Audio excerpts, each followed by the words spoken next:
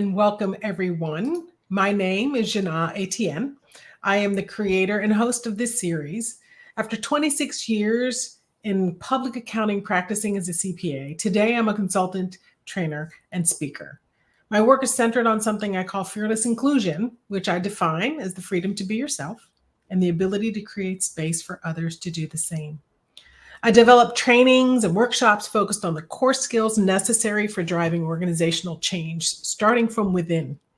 My programs are centered around authenticity and intentionality, crafting culture, conscious communication, and understanding difference. My passion is really around helping professionals build deep connections, cultivate safety, and thrive as inclusive, mindful, and trusted leaders.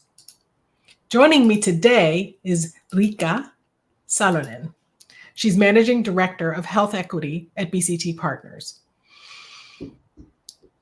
At BCT Partners, she leads initiatives that strive for health equity and develop inclusive practices on a global scale, working closely with teams that support vital programs like the U.S. Department of Health and Human Services Office of Minority Health. Throughout her career, Riikka has also contributed her expertise to major healthcare institutions and served on boards aimed at advancing equity. Her work emphasizes the importance of understanding and navigating the dynamics of power and allyship within our communities. And today, that's where we're going to touch on tools like the 7 types of allyship and the intersectionality wheel of privilege, which she utilizes to encourage effective allyship. Riikka, welcome, and thank you for joining me today. Thank you so much for your kind invitation. It's so fun to be here and have a conversation about how we can support and elevate others. Well, how about we start with definitions, because I always like starting with having some common language around it. So let's start with allies. What is an ally? What is allyship? Mm-hmm. For me, ally is somebody who is supporting others. It could show up as a person who offers you your first internship. It could be a person who mentors you in your first job. It might be somebody who is sharing your accomplishments when you are not in the room and speaks about you positively to others. It might be somebody who is getting you involved in career-enhancing projects that might change your future life professionally. And it might be somebody who will be helping to get you a promoted new position by introducing you to right people. And they listen to you when times get tough, and they may step in when you are treated unfairly. So the ally is somebody who does this for somebody who is different from their own cultural identity. And really, that's where I find the difference being, is that when you do those things for people who look like you and sound like you, of course you are supporting and elevating others. But when you are performing as an ally, you are doing that uplifting for those who have been historically marginalized in our society, or who haven't had the same access to resources and connections and networks like you have. Yeah, it's interesting because I think that what you talked about when we do for people that are like us, the behaviors, and actually, if you can, we'll walk through those types here in a moment. But I think as we look at those types, most of us do some of this naturally and automatically for those that are like us. Right. And it doesn't come as intuitively or naturally when it's for somebody who's outside of our group. And, once you start thinking of groups, you can look at groups so many different ways. As a first part of this presentation, normally we don't do presentations, but would you open up, walk us through what these different types of allyship are, and maybe we can start from there? Yeah, absolutely. I would be happy to. I really like this model of the 7 types of allyship. Mm-hmm. It's something that was brought forward by author Karen Caitlin. And it really focuses on allyship from the viewpoint of actions and behaviors instead of just philosophy. Like, a lot of people may say, well, I'm allied to others, I'm allied to people of color, or I'm allied to people with disabilities, or I go to the Pride Festival, so I'm allied to the LGBTQ community. What I find interesting about this framework is that it's really looking into what is it that we do? What is our practice as practitioner of allyship to advance and support others? So I'm just going to walk it through at the high level and share these different styles of behavior. And then we can talk a little bit more about how that is playing out in our lives, if Sure. that's cool with you. Absolutely, please. Awesome.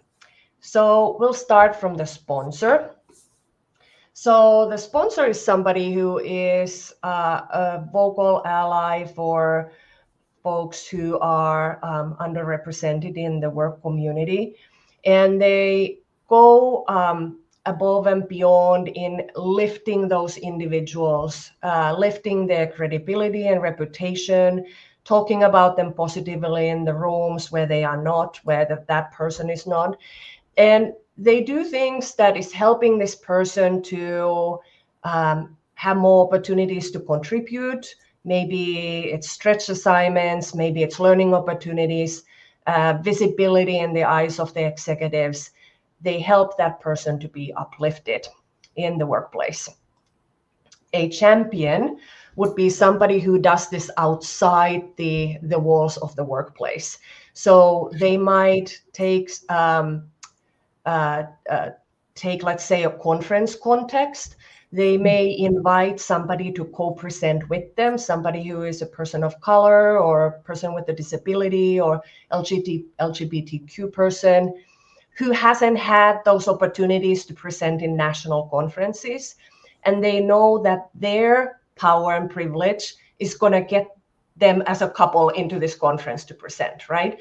So then in the conference, they will really give the floor to this other person to do most of the presenting, which again is giving them more visibility. They also would do things like in LinkedIn, they might champion that person in LinkedIn, and they might amplify things that that person is posting in LinkedIn to use their own network, their social worth, their social network, the guangxi, like they call it in Chinese, the total sum of your network for the benefit of this person. And what is important about the champion is that the champion is not trying to speak on behalf of specific cultural group. They invite a person with that lived experience to speak on behalf of themselves, right?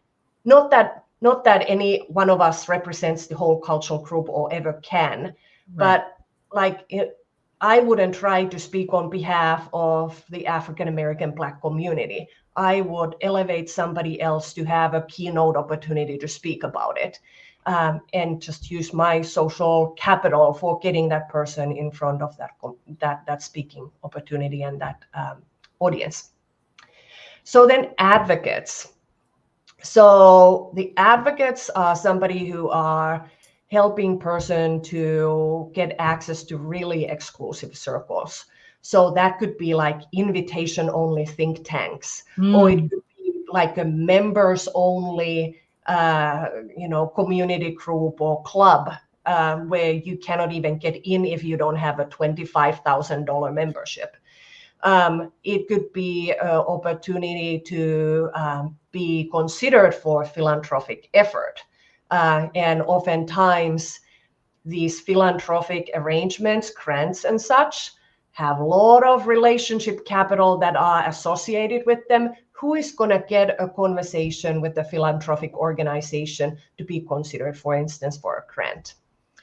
So this person is really then pushing in these exclusive circles to pull in those who don't have access to those circles.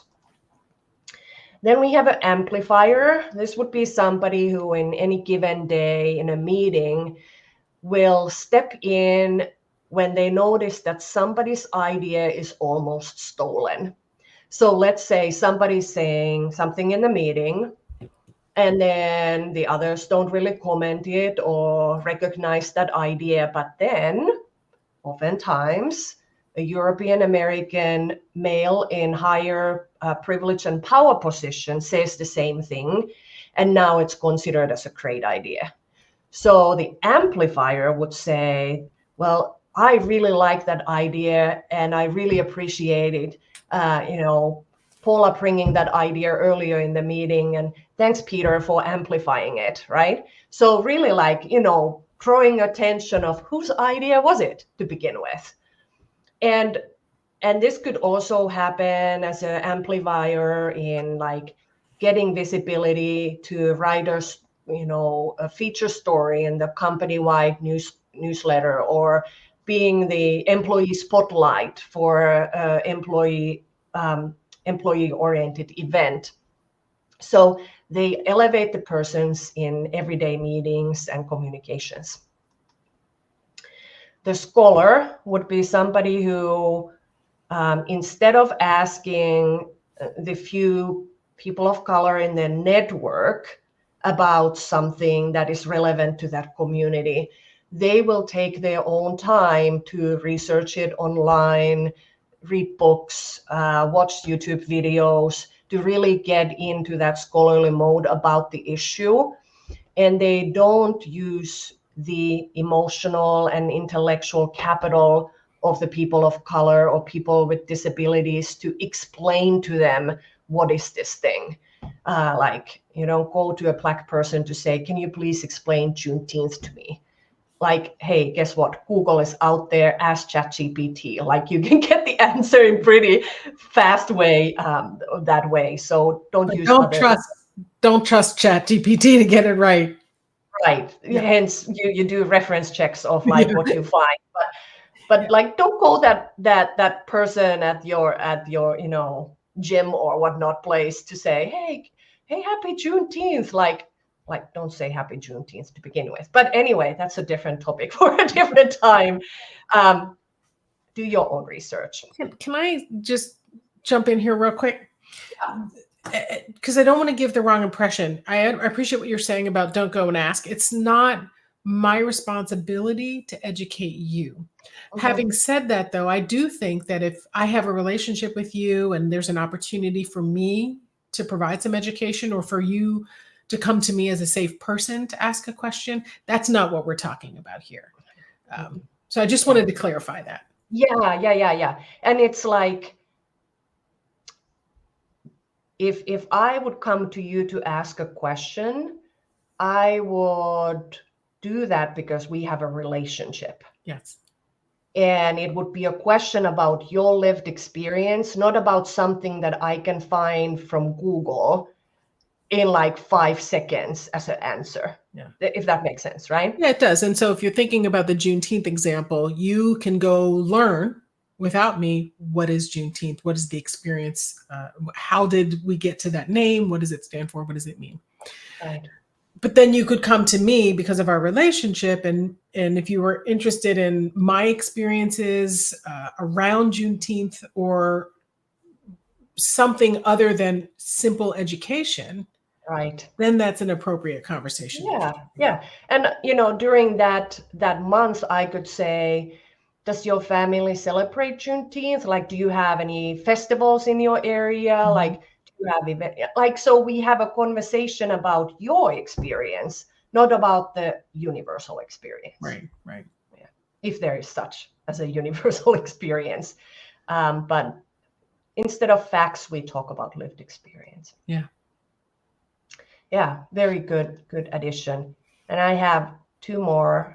One of them is the upstander, which probably historically has been the most commonly understood form of allyship, which is that you intervene when you hear racist jokes or ableist jokes or sexist jokes, or you intervene if you see somebody harassed in a bus or in the subway, or you intervene if you see somebody saying something really insensitive to a coworker in a meeting. So this is the most active form of action. you really step in. And oftentimes when we think about allyship, this is the form of allyship that people talk about. And some people shy away from it for Yes. that very reason, because this kind of requires you to put oftentimes your body, your person, your safety in between the perpetrator and the person who is being harmed. So not everybody is ready to take that risk. It's also reputational risk, right? I might be putting myself out there in a way that can impact perceptions of my own commitment, my competence, my level of engagement. Well, I thought you were on my team. Yes, you're not. And create separation. I am no longer in the in group. I start to be pushed to the margins of that group. So I think that's, for me, in my experience, when somebody is an upstander, it has the most emotional impact for me. Yeah. And it's part of what can identify and validate, validate my identity, validate my experience, say it's not in my head, that this thing really did happen. That's why I think this one, it's interesting you said that this is often the one that is either least understood or most underrated, but I find it's the most impactful at the individual level, where I feel it in the moment that you are doing it. Because some of the other ones, I know in preparation for this, it was in reflection that I said, oh, I would name this action from this person that type of ally. Like it wasn't as direct, the connection between the action of the ally and my experience. Yeah, absolutely. Yeah, this is definitely one of the most powerful form of allyship from a safety perspective of the person. In terms of the professional advancement, this could protect somebody, but this doesn't necessarily advance somebody. Yes. Professionally in their career journey. Absolutely. Okay, so the last one is the confidant. And the confidant is somebody who is listening without judgment. They are ally who people go to share about their frustrations or challenges at the workplace. And this is a person who is a trusted person. And the way how the trust is built is that they showcase that they believe that the lived experience that the person is describing is real.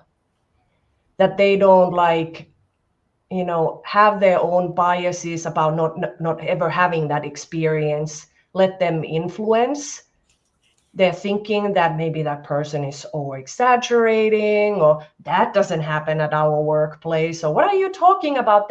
He's such a nice guy. Like they really focus and center that person and they care for that person in that moment of conversation. And that's how the trust builds. What are your thoughts about this one? So I wrote down validating.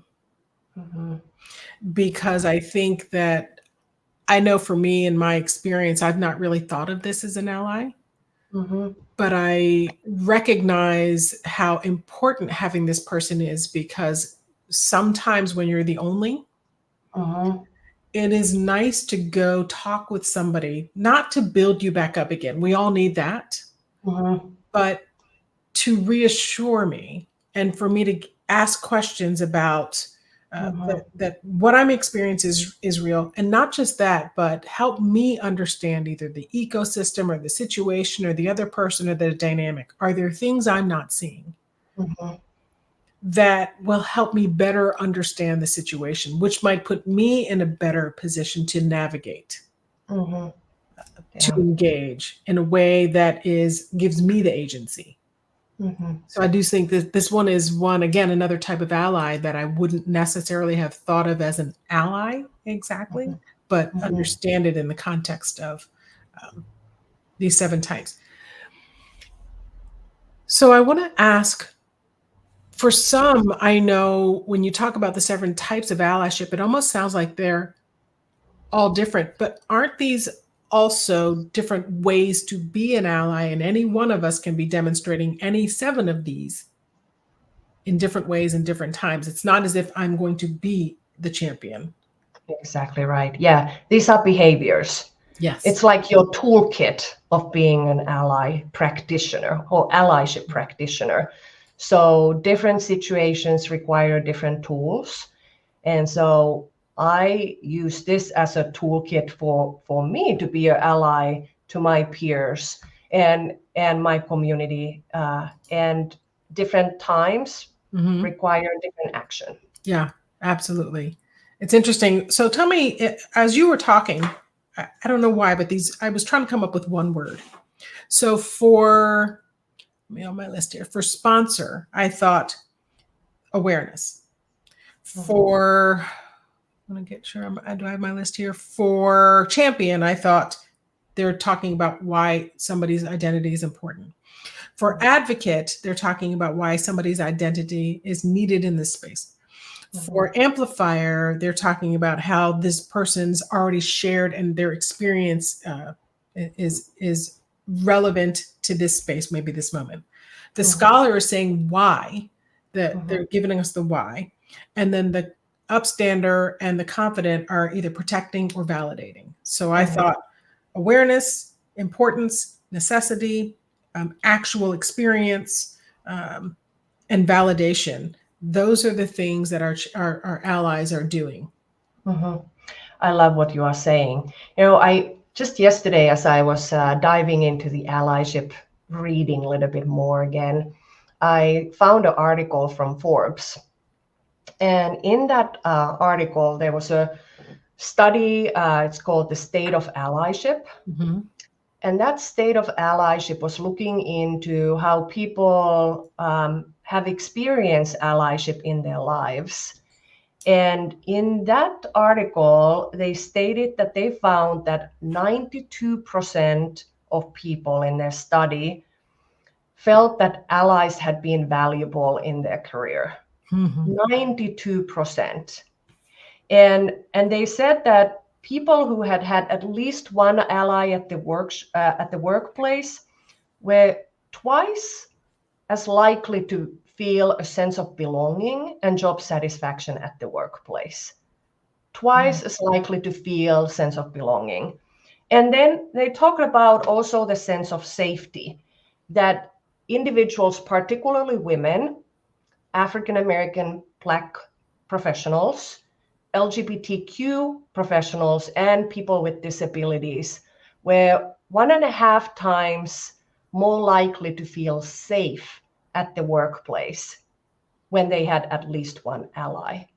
So if you don't feel safe and you don't feel belonging and you don't feel job satisfaction, the likelihood that you will leave that workplace is very, very, very high. And we know what the turnover costs workplaces. So the allyship itself can be directly tied into productivity, innovation, profitability, and also customer satisfaction, because happy employees will provide better client experience, right? Because it's reflected in the whole ethos, if they are happy in their work or not. So this is not just kind of a feel-good thing. This is a business imperative in my mind. Yeah. There's also another aspect of it. We know now today that people are either will leave a job or be attracted to a position, not because we say we're committed to diversity and inclusion, but they see demonstration, they see action. So you talked about the impact on those who are minority and who come from members of marginalized communities, but even somebody who's in the majority, if they don't see this type of allyship happening, it gives them all the signals of what they see are the values of this organization, what they see are the archetypes that are defined to be successful in this organization. They're not pleased with that, and they may also leave. So this isn't just about turnover for those minorities. There is a broader implication to turnover today, as there's an increased awareness around the importance of inclusion, understanding what belonging is, as well as recognizing that what allyship is doing, some of these behaviors are ensuring that there is an equitable space in the organization. So this isn't just touching on diversity. This is all of the different elements that come together to create the space where people want to stay. Yeah, I think you have probably seen that study. I think it was published by McKinsey, that it was somewhere like about 70% of millennials were studying ahead of time how the organization was truly committed to DEI before they accepted the job in that place. And I saw some data somewhere. I do not remember where. So don't quote me on it, and I can't tell you the exact specifics, but it was people don't even apply for a job. So these are candidates that you don't even know that you didn't even get in the candidate pool because of messaging, resources, lack of communication around this work.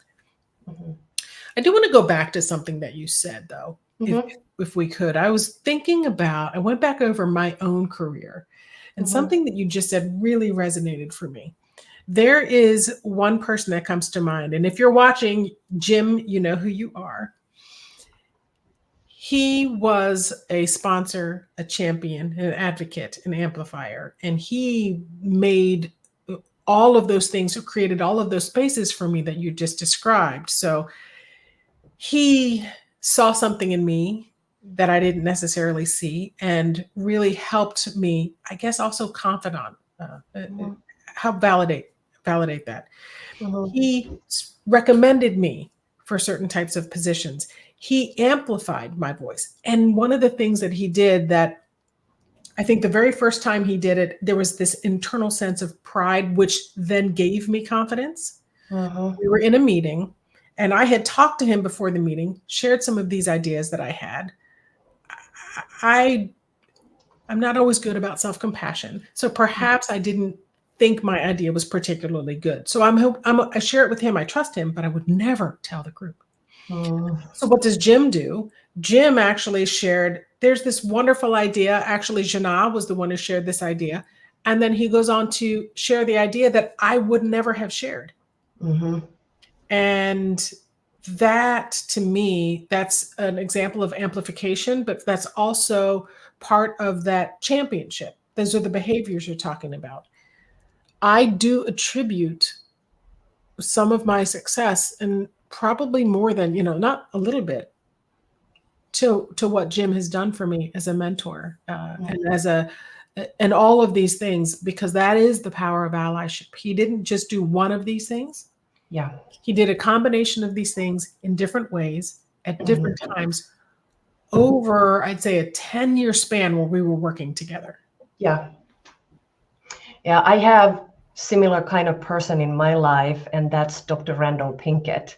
He's the CEO of PCT Partners, the kindest, smartest, most caring CEO I have ever met. Like, PCT Partners as a culture has the healthiest workplace culture I have ever seen during my 50 years of life.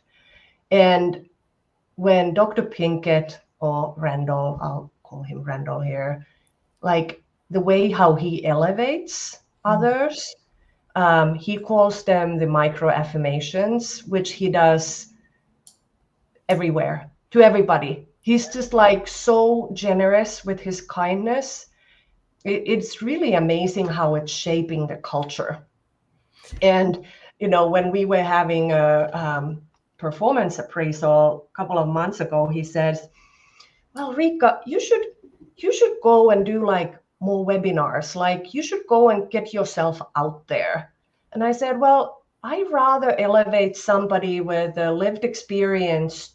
If I get an invitation, I pull somebody from my team who has a lived experience as a person of color or other marginalized identity. I elevate them and send them on my behalf. And Randall was like, no, you need to go to those places. Like, you have a story to tell. So really the reason why I'm here today is because Randall told me so. Like, he was like, go and find these webinar opportunities and go and talk with people. I'm like, I don't know. I don't feel so comfortable about that. I'd rather be on the behind elevating others. Yeah. Right. Yeah. So, it's those things that people say, they actually change the direction of your choices, right? Yeah, I'm trying to pull up this slide because I want to invite, figuring this out here, I'm getting there. I want to invite folks to think about the same thing that we're talking about here, which is, how have you practiced this in the past? How have some of these behaviors and practices helped you? What types of allies? I think that when we sit back and do some of that reflection, it's very powerful. In doing this, ahead of our webinar, it brought up so many memories of things that people did for me. In fact, you were talking about Advocate, I believe it was, and I wrote down, I remember attending a conference. It was an AICPA conference. It was back in the day when there was the Practitioner Symposium, if anybody remembers that. And I had my own firm, so I was there trying to really learn as much as I could about running a practice. I expected in all of my sessions to only meet other people like me.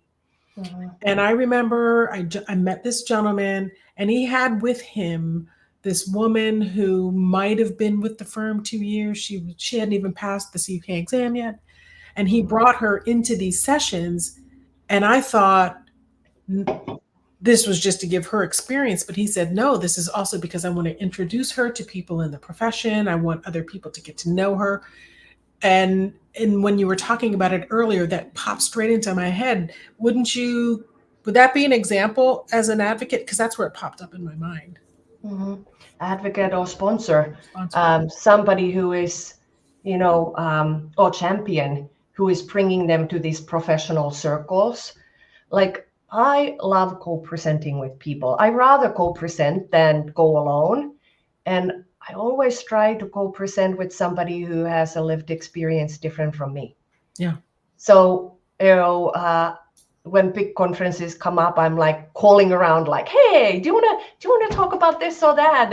And it's just so interesting. Then in the conference, when you remember those in-person conferences, how fun they were, right?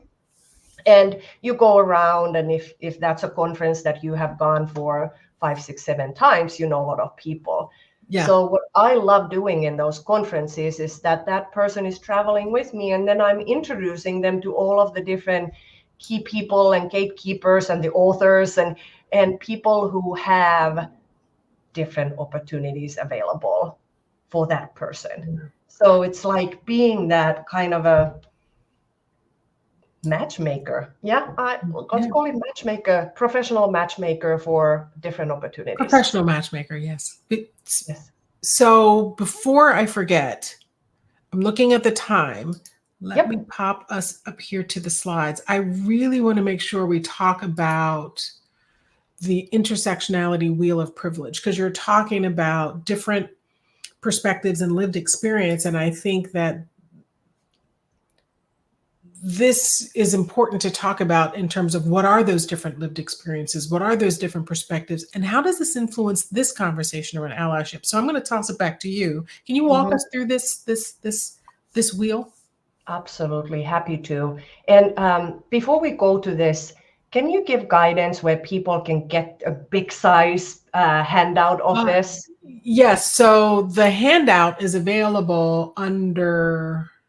Okay, maybe Autumn can jump in here to tell folks where to go. But the handout includes, I did specifically include the big slides instead of 2 per page. So if you want to see this, download the handout, open it up and look at it in front of you, because you're right, it's really small. Yeah, it's super tiny.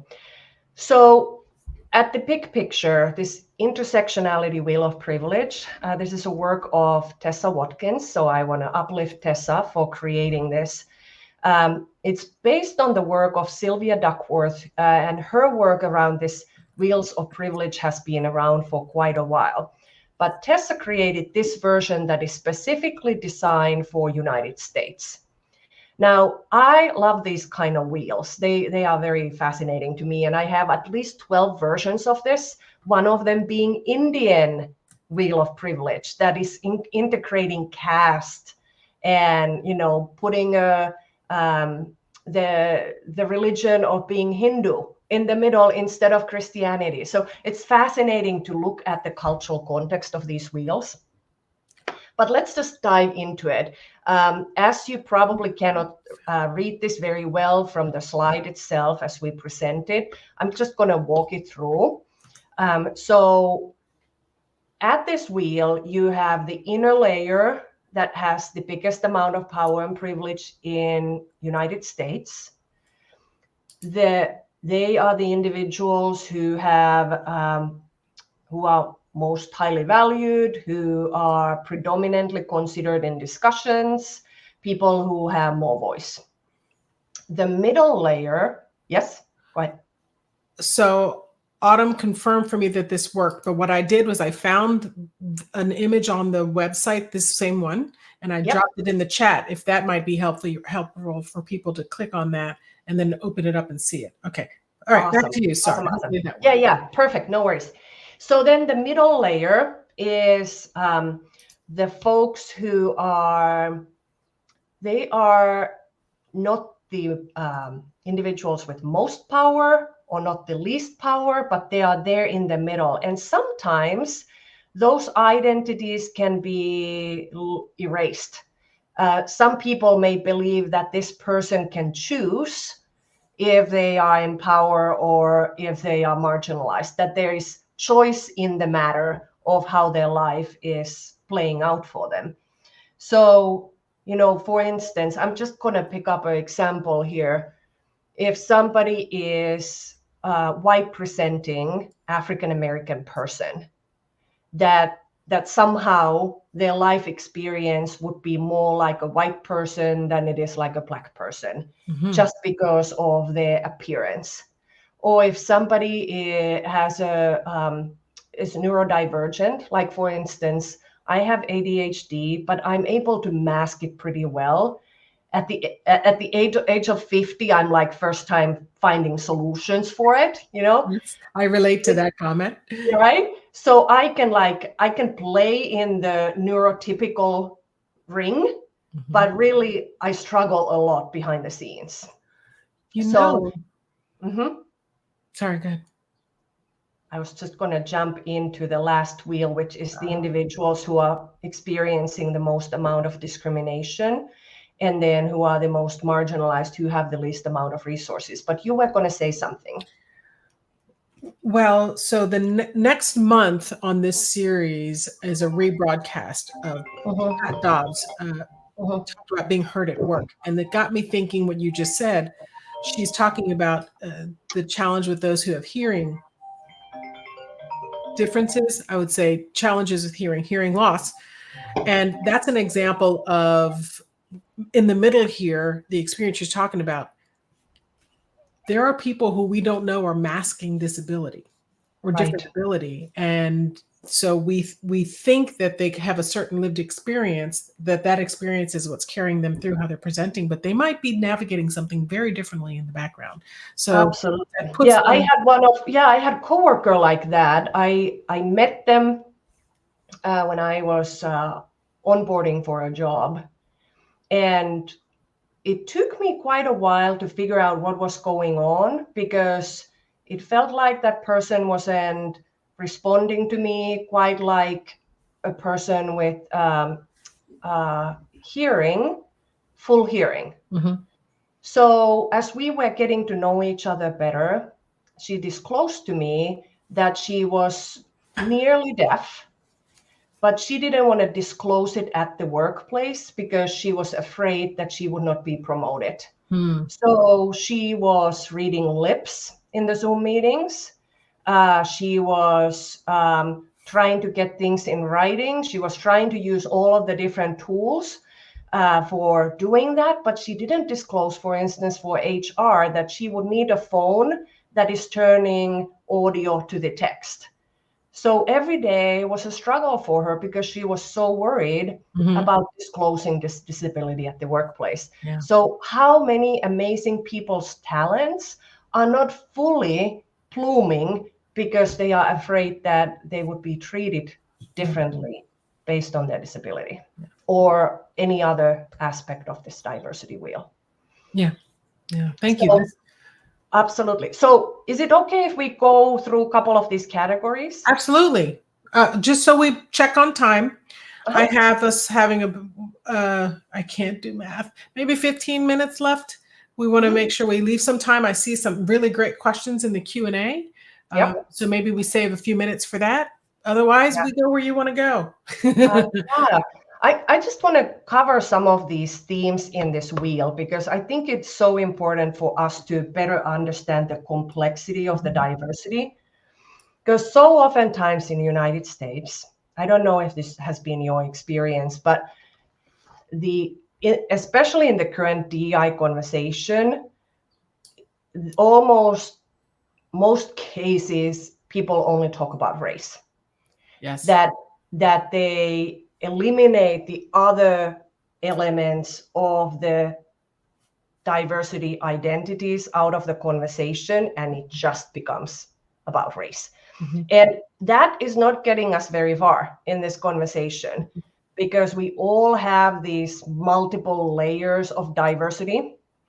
And so in order for us to have really a meaningful conversation about the diversity, we also have to better understand these different layers. So if we look at this wheel, if you think this as a clock, so at the 11:30 is the skin color. So it doesn't even talk about race, it selects it to be called skin color. And in the power center, we have the whiteness. In the middle, we have the white presenting, Black, Indigenous, and people of color. And then at the outer layer, we have visibly Black and brown individuals, Indigenous individuals, and Asian individuals. So even on here, we have continuity because it's not just like Black and white issue, right? Is it ever? Is it ever, right? And one of the things I like about this particular presentation is not only is it showing the complexity and nuance of the different dimensions, but it's showing them in the context of privilege. This is a very important lens because when we talked earlier about maybe using my reputational power or my reputation to as part of my allyship, this power and privilege dynamic is directly related to that. Right. Absolutely. So if we think about this wheel, it has the skin color, the neurodiversity, the mental health, the physical ability. It has religion, wealth, age, education, housing, transportation, political affiliation, marriage, so relationship status, the citizenship, the employment, the language skills, sexuality or sexual orientation, the gender, and then body size. So when we think about these different layers, we each have lived experience in one of these circles, right? But I think each of us have something in every one of the slices. Exactly. That was exactly what I was going to say. Yes. Next is that we have every slice, and then we are somewhere on the three circles, right? Not always in the middle. And not always in the middle. So I'm just going to, for sake of vulnerability, I'm going to walk through this. Oh, Jesus. Sorry. No, a bird just flew into my window. I apologize. That was very distracting. Yeah. Okay. I hope the bird is okay too. Yeah, I think it was. Sorry. No worries. So I'm going to walk this through the way how I see it. So I have experience as a white person. I am masked neurodivergent person with ADHD as my lived experience. Is this the slide you're on? I'm still on the big slide. Oh, sorry. Let me go back. Yeah, no worries. You go wherever you like to. It's all good.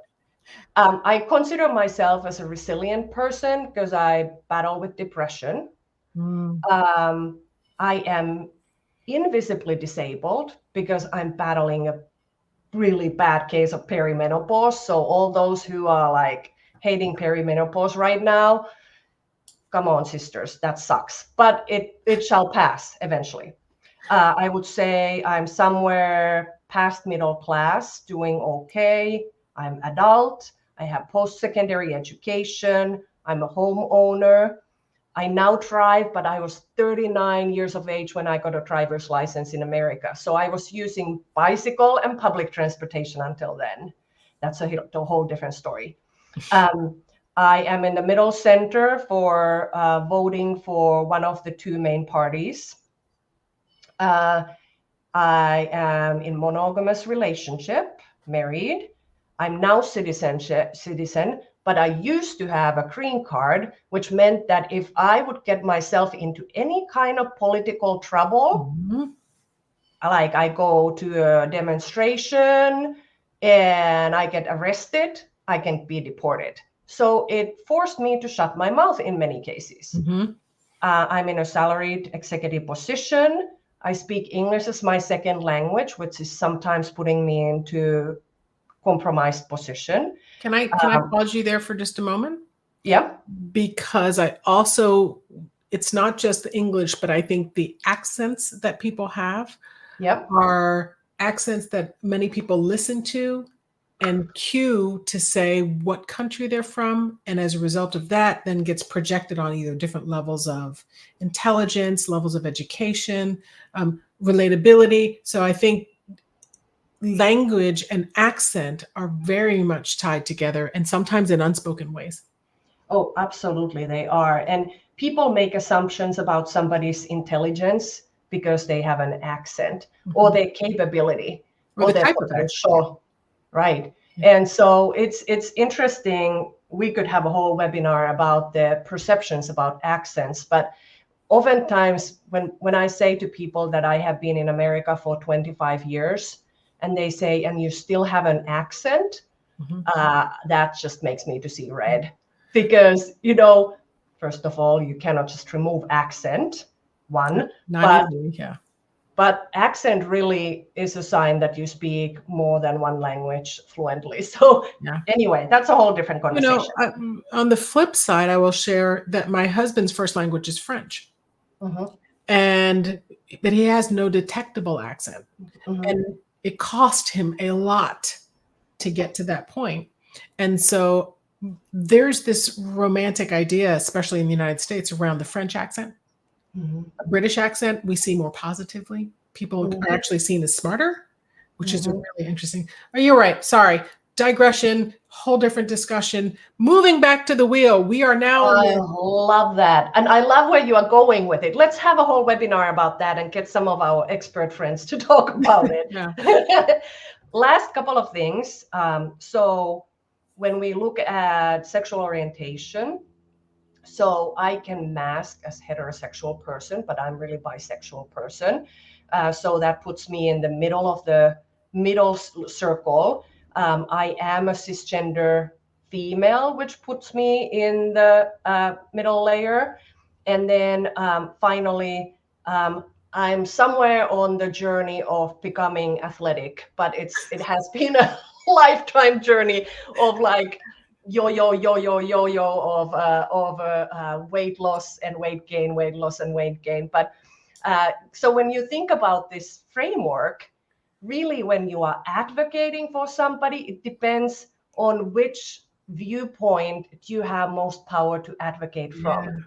So if we go, I'm just going to jump us to these questions here, the intersectional powers.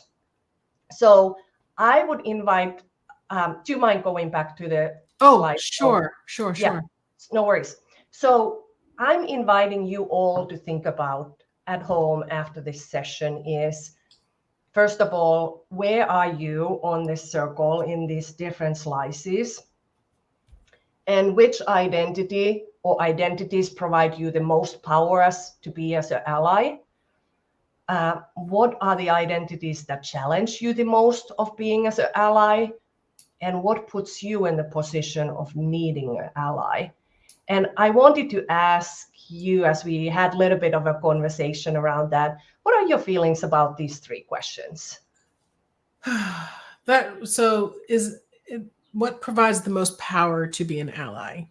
Mm-hmm. I think for me, I feel like I'm useful, effective, that I can be a resource to somebody else. And I see others that way for me, that there's somebody I can go to and look toward for either protection, for resources, for information, etc. What challenges me the most as an ally, frankly, is I'm never sure if I'm doing the right thing. And sometimes I worry that I meant well, but there was an unintended impact, and I don't know how to fix that. So for me, that's a challenge. What puts me in a position to need an ally in this role, especially when we talk about the tone, tenor of DEI work today, what I often find is that, so when I travel, people say, "What do you do?" And I don't want to tell them. Because I don't want people to roll their eyes or start to have to get into something that might feel more like a political discussion than a workplace culture discussion. So having somebody to validate that this is important work is an area that I know for me can be useful. And so it helps me, it puts me in a position where I could use that other ally with me. Yeah. And the way how I'm thinking about this exercise specifically is like, what is the identity that is positioning you? So when I'm thinking about from my viewpoint, so certainly my whiteness and then my closeness to the power around resources. So being an executive in a consulting firm or having a lot of connections globally, as a global nomad or somebody who has done this work for 30 years, it puts me in the position of having the most power to be ally for others. I see. But whiteness protects me, and my gender protects me. So I can put myself in between situations that, for instance, if police is involved, most likely the police is not going to shoot me. I'm just going to be so blunt about it, right? Because I'm a white female. So I can be more vocal in the situations like that because I will not be harmed, most likely, because of my race and my gender. But then when we look at the other side of it, same time, the whiteness can be challenging for me as an ally because I don't want to be ever perceived as any like a white savior, right? So I have to be really mindful how I advocate that it's not coming from that place. Right.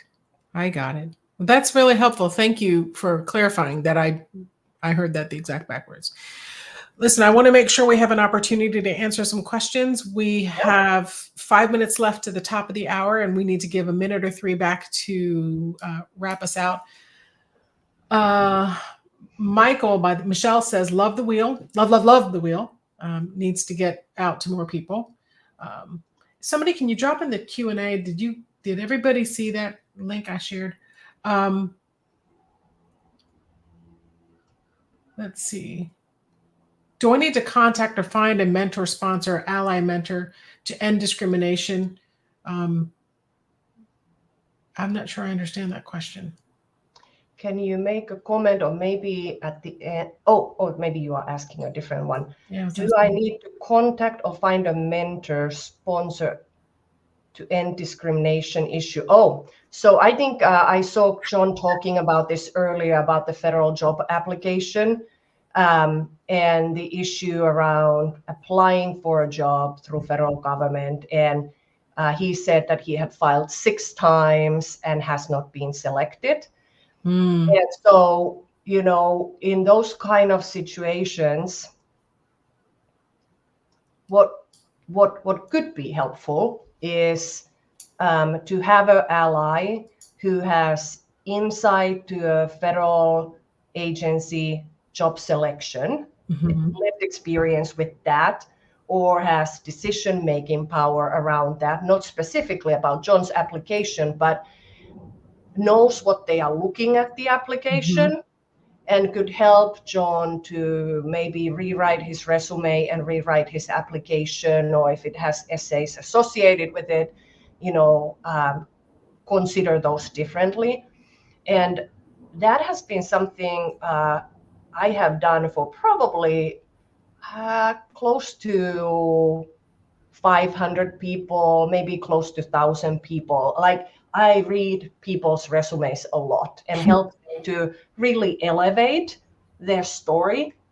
I certainly have read probably 10,000 resumes, but like rewriting from the scratch, it's interesting process, because how people can be seen differently based on their resume is it's a Big thing. fascinating form of science. It's a big thing. No, we could spend another day on that. Yep. Can I throw one more at you, and then I'm going to give you like a minute to answer? Yeah. This person said, actually, I'm just curious. They said the most powerful aspect of allyship comes from positional hierarchy. Would you agree or disagree? Now you have about literally like a minute left. Positional hierarchy. Are we talking about position of a job? Well, it just seemed like the most powerful aspect of allyship comes from positional hierarchy. So that was just, I don't know if you had a reaction, because I thought the classic response to anything like that is, well, it depends. It's situationally, the context matters. Because Right. there isn't any one most powerful aspect of allyship. It's more about which one is the right behavior for a given Right. context. So that's how I interpreted that. I don't know. Yeah. Right behavior for the given need of that person. Yeah. Well, I'm thinking, like, if we think about the power of the allyship, yeah, certainly about positional hierarchy, but like you saw in the wheel, there are multiple different identity aspects, and none of them is to be your executive, right? Yeah. To be like a specific job. Yeah. So it's going to come down to the it depends. And I think we're going to have to leave it there. Thank you so much. I know we could have continued this conversation more, and I hope we get the opportunity.